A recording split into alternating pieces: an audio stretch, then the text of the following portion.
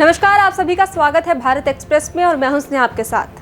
देश में 18वीं लोकसभा चुनाव का माहौल है। ऐसे में विपक्ष सरकार को घेरने में कोई कमी नहीं छोड़ रहा है। आपको बता दें कि जब से जम्मू कश्मीर से अनुच्छेद 370 को हटाया गया है, तभी से विपक्ष सरकार को घेरती नजर आ रही है। इस बीच एक बार फिर से आर्टिकल 370 को लेकर राज्यसभा सदस्य कपिल सिब्बल ने बयान दिया है। उन्होंने कहा है कि अनुच्छेद 370 को निरस्त करने की कोई आवश्यकता नहीं थी।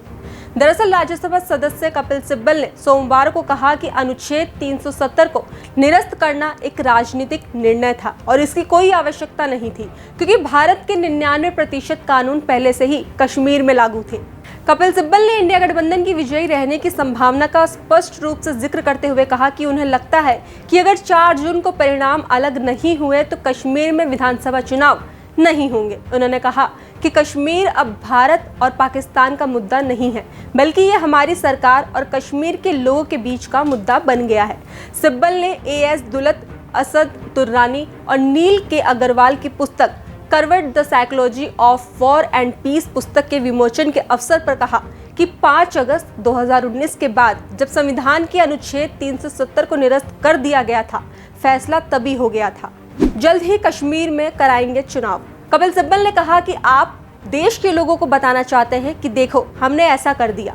सिब्बल ने लेखकों से कहा कि कश्मीर में मानस पटल पर इसका क्या प्रभाव पड़ा है, अगली किताब में इस पर ध्यान केंद्रित करना चाहिए। सिब्बल ने कहा, मुझे याद है कि हमारे गृह मंत्री ने कहा था कि जब सब कुछ स्थिर हो जाएगा तो हम जल्द ही कश्मीर में चुनाव कराएंगे।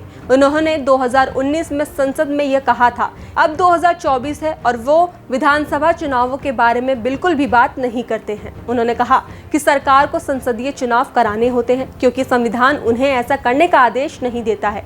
सिब्बल ने कहा, लेकिन सच्चाई ये है कि वे केंद्र शासित प्रदेश है और यदि आप राज्य का दर्जा वापस लाना चाहते हैं तो उन्हें चुनाव कराना होगा और चुनाव का नतीजा क्या होगा ये हम नहीं जानते। उन्होंने आगे कहा कि गृह मंत्री को नहीं पता कि जब लोग आएंगे और वोट देंगे तो नतीजा क्या होगा।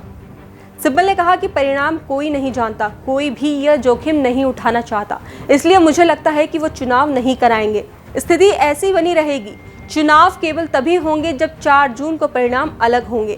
कश्मीर भारत और पाकिस्तान के बीच एक फुटबॉल की तरह। जम्मू कश्मीर के पूर्व मुख्यमंत्री फारूक अब्दुल्ला ने इस मौके पर कहा था कि कश्मीर भारत और पाकिस्तान के बीच एक फुटबॉल की तरह रहा है।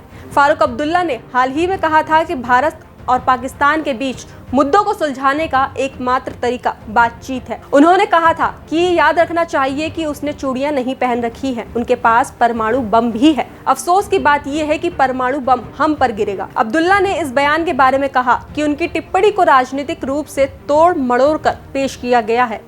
उन्होंने सरकार पर समाज में विभाजन पैदा करने का आरोप भी लगाया और कहा, एक मुसलमान के रूप में मुझे इस बात का दुख होता है कि यह वो भारत नहीं है जिसका मैंने सपना देखा था। बता दें कि दुलत 1999 से 2000 तक रिसर्च एंड एनालिसिस विंग के पूर्व सचिव रहे थे। असद दुर्रानी पाकिस्तान सेना की सैन्य खुफिया इकाई के पूर्व महानिदेशक हैं और अग्रवाल एक मनोचिकित्सक हैं। फिलहाल खबरों में बस इतना ही। बाकी देश और दुनिया की तमाम खबरों के लिए देखते रहिए भारत एक्सप्रेस।